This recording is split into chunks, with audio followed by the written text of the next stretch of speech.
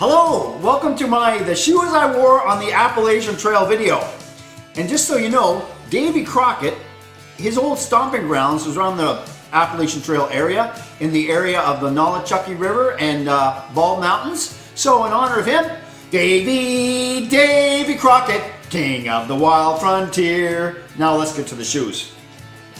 I only went through 3 pairs. A lot of people go through 5 pairs on the trail, sometimes even more if they it doesn't work out for them. I'm just going to go through what worked for me, and here are the shoes. From left to right, I started off with Teva Omnium Sandals. These were I already had 500 miles for them on the trail, and I got another 700 out of them.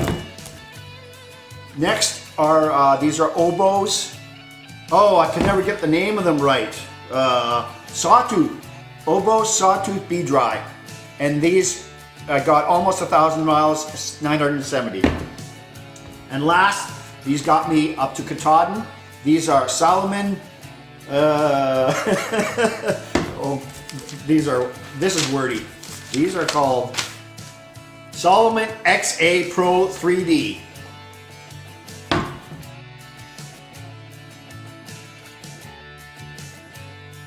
So let's go through each pair of shoes individually. Let's start off with socks. I wore 2 pair. These are Vermont Darn Tough socks. I've pretty well worn them out. I could take them back. Darn Tough is a lifetime guarantee, but I figure out these did me yeoman service. I'm really happy with them. I'll probably have them framed when I get my AT 2,000 mile certificate. Now, my first pair of shoes were the Teva Omnium Sandals, and this requires a new hat and a new song. Also, Daniel Boone spent some time in North Carolina and Tennessee, so he would have straddled the trail too. Let me just get myself sorted out here, and let's sing a Daniel Boone song. Daniel Boone was a man, yes, a big man, with an eye like an eagle and as tall as a mountain was he.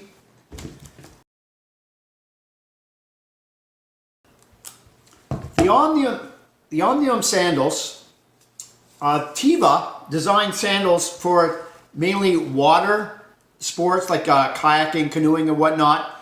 But they make actually excellent hiking shoes. They dry very quickly. They have no stress points. As you can see, the soles, after 1,200 miles, I really did quite the number on them. And you can see the toes where they took the most wear. The toes and the soles. But you know what? These are still usable. I could wear these. I wouldn't want to wear them on a through hike, but I could wear them on a day hike or just around the house or whatever. After 700 miles, the sandals were starting to wear, and I realized it was time to get new shoes. So when I got to Daleville, which was at the 729 mile mark, I went to a store there called, there was just when you come off, you're coming into Daleville, you hit the highway, and on the left, you go a little bit of a walk. There's a mall there, and there's an outfit called Outdoor Trails. That's where I got my next pair of shoes, which this is going to require a new hat and a new song. So we're in Virginia now. Rebels, Confederates. Oh, I wish I was in the land of cotton. Oh, I wish I was in the land of cotton. Good times there are not forgotten. Look away, look away, look away, Dixieland. The Oboz. These are the heaviest of the 3 pairs. The sandals are quite a bit lighter. The Oboz, these are 11.5 size. These are also 11.5 size. When you're fitting out your shoes, go big or go home. Go at least a half size bigger than your normal wear, maybe even a full size or even a size and a half, because your feet tend to expand and you don't want to be wearing small shoes. Better to have slightly loose. You could always compensate with thicker socks or 2 pairs of socks. I was really happy with these, quite surprised, because it was the first pair I tried on. I'm not a guy who tries on every pair of shoes in the store. I'm sort of like buy it and go, and these did me really well. I got 970 miles on them, and which leads me to the next pair of shoes. So by that time, we were in a different place.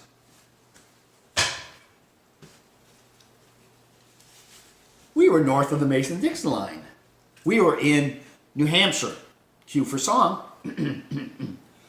My eyes have seen the glory of the burning of the school. We have tortured all the teachers. We have broken all the rules. Now that. Rutland, Vermont. 489 miles left to go. I got Salomon's, and these are a mouthful. These are the XA Pro 3D. These are size 11. They didn't have 11 and a half.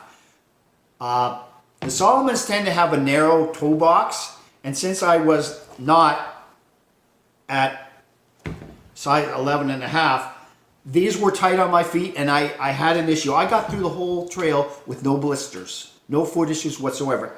Except these gave me massive calluses on the inside of both shoes, both feet, beside the big toe. In fact, if you look here, you could see where my toe is wanting to escape there. Other than that, though, they did me well. They got me to Katahdin, got me through the White Mountains and Maine.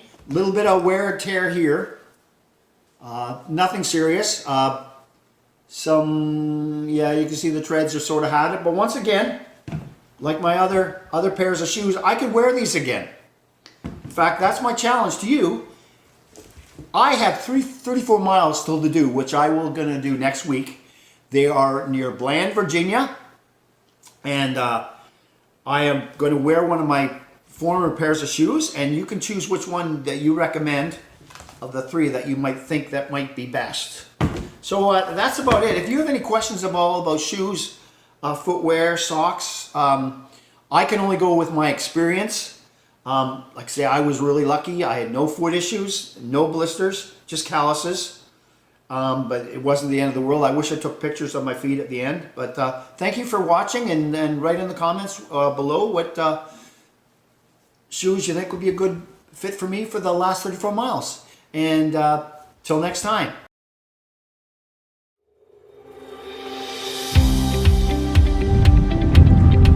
So I'd like to give a review of my Teva sandals. I've walked 12 kilometers in them so far. Very comfortable, no stress point. My feet feel they're dry, even though I'm wearing 2 pairs of socks, because these are half a size bigger. But you can see they're a bit dusty from the road, but I'm amazed there's no pebbles or anything inside, and I think I'm going to wear these for the rest of the trip. So speaking of the rest of the trip, I wanted to give you an update on the sandals and snow situation.